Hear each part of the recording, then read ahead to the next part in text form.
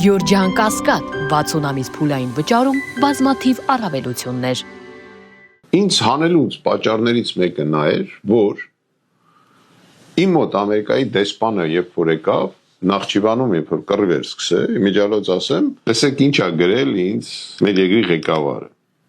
Ինչի համար ենք մենք կռվում Նախիջևանի ուղղությամբ։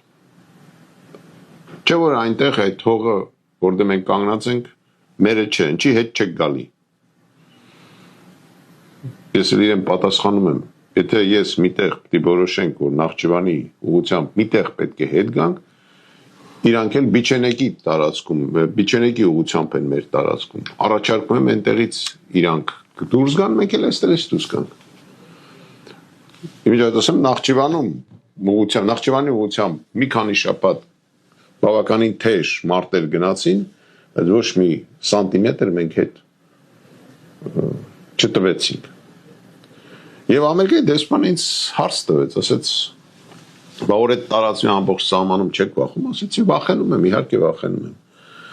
Բա ասեց ինչ եք անելու, ասի խփելու եմ նավթամուղին։ Հայաստանում